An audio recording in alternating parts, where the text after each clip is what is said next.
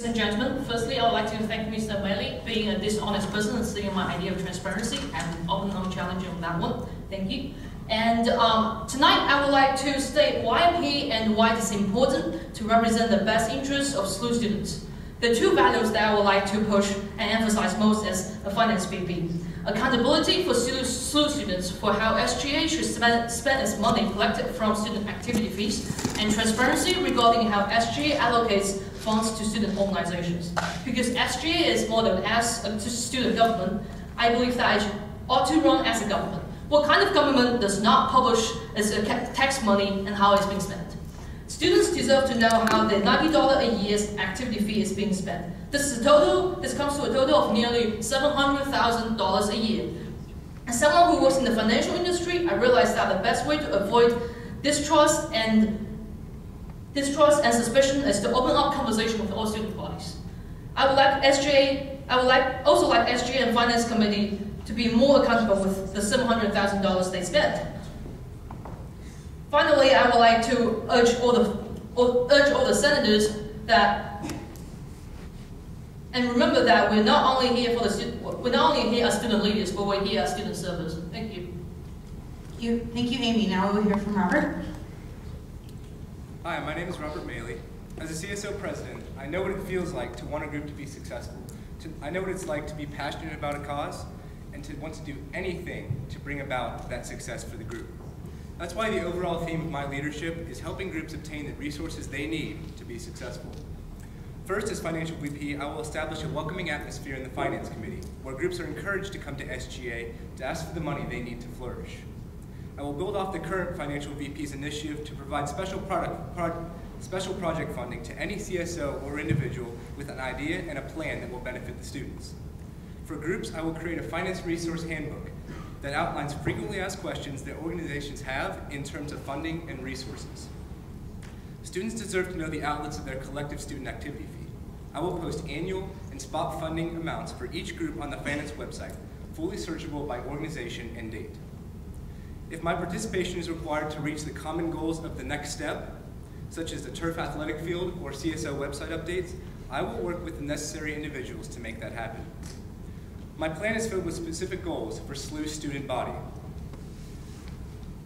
And I am an individual who intends on generating results. For this, I ask your vote for Financial Vice President. Thank you.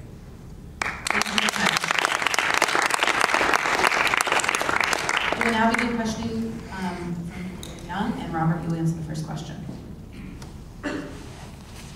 Robert, you think that the current process, which is the SGA annual funding meeting, in which student activity fee is allocated to student organizations, do you believe it is fair? Thank you. The current process where organizations come and request annual funding from the student activity fee through the Finance Committee, through the annual funding meeting is completely fair. Every organization comes up, every organization is given the time, every organization is provided with the information that they need to make the request and to present what they need and the reasons why to the Finance Committee and to SG as a whole through the appeals process. I don't think that there are any questions that you could bring up that would make me believe that that process is not fair. Every organization can see what every other organization is asking for. Every organization can ask for what they need to be successful, and there's sufficient student activity fee there to make that happen. Yes. Do you feel that there should be limitations on appropriations in which one organization should receive?